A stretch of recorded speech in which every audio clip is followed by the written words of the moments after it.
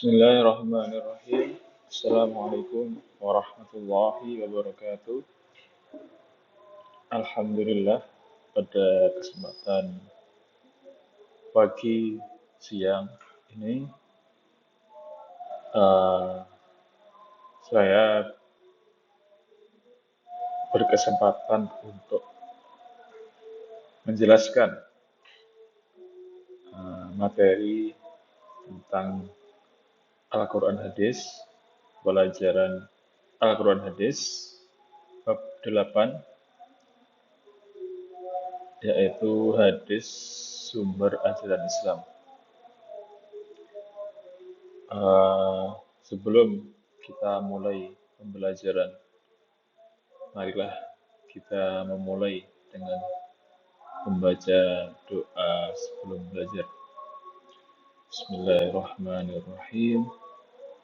Allahumma salli ala Muhammad wa ala ali Muhammad. Rabbi zidni ilma warzuqni fahma. Amin ya rabbal alamin. Mudah-mudahan dengan sholawat dan juga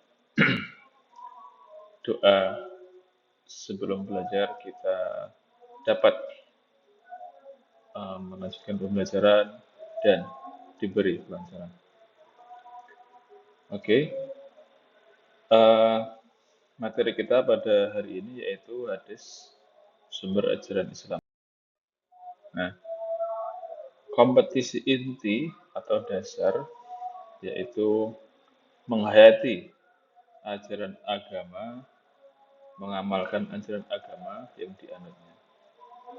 Selanjutnya, perilaku sosial menunjukkan perilaku jujur, disiplin, bertanggung jawab, dan peduli dalam interaksi sosial. Selanjutnya, pemahaman pengetahuan, memahami, menerapkan, dan menganalisis pengetahuan faktual, konseptual, dan prosedural. Yang terakhir, pengolahan dan penyajian. Mengolah, menalar, dan menyaji dalam ranah konkret dan abstrak sesuai kaidah keilmuan. Pada dasarnya, kompetensi dasar berfokus pada penghayatan hadis sebagai sumber ajaran dan analisis sejarah perkembangannya. Selanjutnya, tujuan pembelajaran 1. Menyajikan sumber agama yang terdapat dalam hadis Nabi Muhammad SAW. Yang kedua, memahami sejarah, memahami dan menganalisis sejarah perkembangan hadis. Selanjutnya, menyajikan hasil analisis dan perkembangan hadis. Oke. Marilah kita merenung sejenak konteks awal hadis, yaitu hadis adalah perjalanan hidup Nabi Muhammad SAW, penuh suka dan duka, dari yatim piatu hingga menjadi pemimpin di Madinah. Pada masa awal wahyu, Nabi belum memiliki banyak pengikut, sehingga tidak semua perkataan terdokumentasikan secara rapi. Bahkan saat pemimpin besar di Madinah, masyarakat masih memiliki keterbatasan administrasi dan percatatan. Proses pencatatan dan perapian hadis berkembang melalui berbagai zaman, yaitu zaman Nabi, zaman sahabat, tabi'in, hingga tabi'in dan tabi'in. Memahami sejarah perkembangan hadis. Sejarah belasan hadis adalah periode yang dilalui hadis sejak lahir hingga pengamalan umat dari generasi ke generasi. Para ulama membagi sejarah hadis menjadi beberapa periode. Ini ada tokoh ulama Muhammad Hasbi Asy-Syidqi membagi menjadi 7 periode. Dimulai dari masa Rasulullah hingga sekarang. Periode pertama masa Rasulullah SAW disebut Asyr al-Wahyi wa at-Taqwin, masa turunnya wahyu dan pembentukan masyarakat Islam. Yang kedua, periode Khulafaur Rasyidin dari 11 Hijrah sampai 40 Hijrah. Disebut Asr at-Tasawwur wal al-Iqlal min riwayah, masa membatasi dan menyedikitkan riwayat.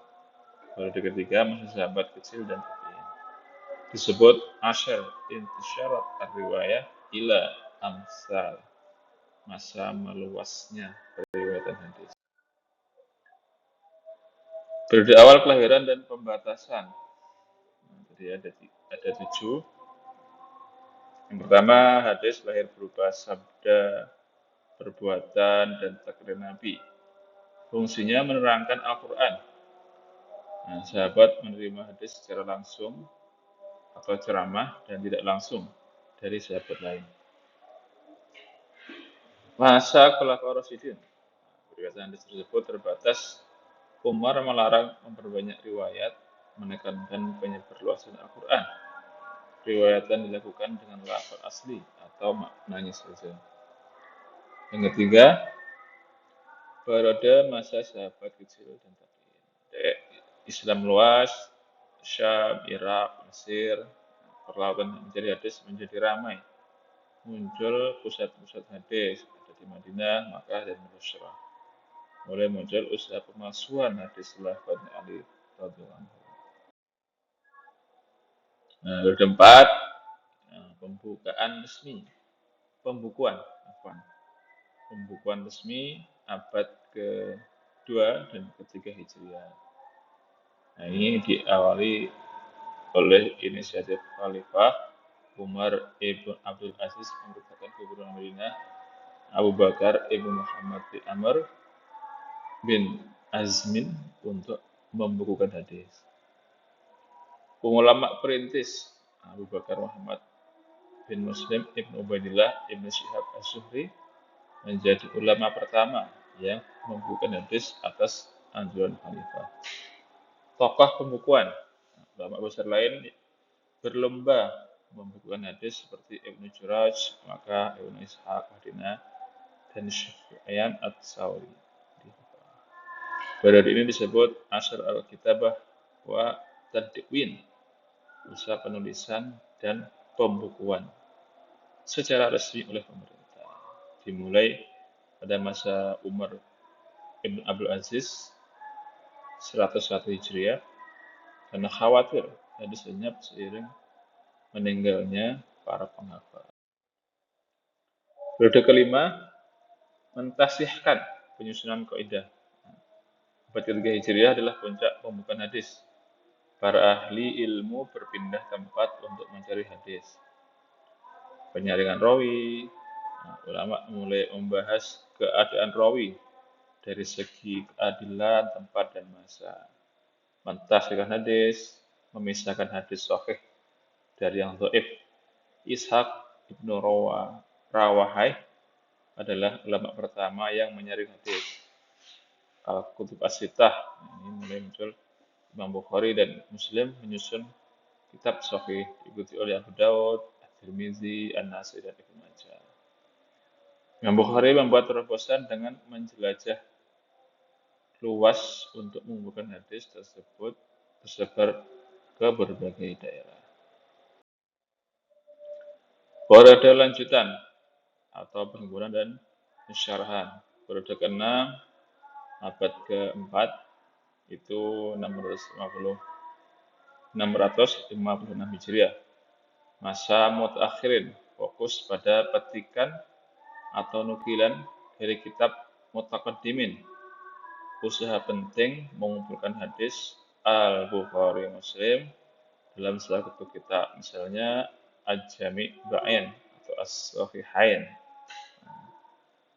Periode ke-7 656 Hijriah sampai sekarang.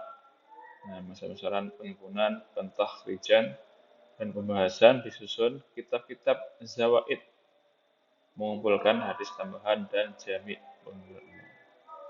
Tokoh-tokoh terkenal pada periode ini termasuk Az-Zahabi Zahabi, Ibnu Katsir, Al-Asqalani, dan As-Suyuti. Nah, ini dari pembahasan kita dari awal tadi, kita coba sedikit merangkum dari awal tadi poin kunci perkembangan hadis.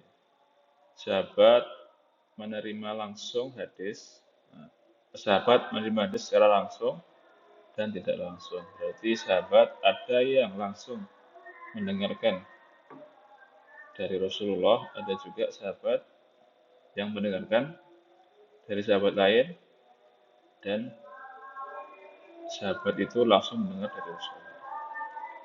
Periwayatan hadis dilakukan dengan lafaz asli atau maknanya saja. Nah, terus selanjutnya, upaya resmi kenegaraan untuk membukukan hadis dimulai pada masa Khalifah Umar bin Abdul Aziz 100 Hijriah. Penulisan hadis pada masa Nabi kurang mendapat perhatian penuh dibandingkan Al-Quran. Namun, beberapa sahabat memiliki catatan hadis. Proses panjang ini menunjukkan betapa kerasnya perjuangan agar hadis sampai kepada kita. Kita harus berperan sebagai pembelajar yang serius dan tekun agar otentisitas hadis tetap terjaga. Jadi di samping kita mempelajari Al-Quran, tentu kita juga harus sebagai umat Islam harus mempelajari hadis, karena ada banyak tata cara ibadah kita yang penjelasannya itu ada di hadis dan di Al-Quran tidak ada. Misalkan perintah sholat di dalam Al-Quran hanya ada perintah iqamatus sholat, tapi tata caranya tidak ada. Dan tata cara itu ada di dalam hadis. Shallu kama ra'aitumuni usolli. Mungkin ini yang bisa kita jelaskan pada kesempatan ini.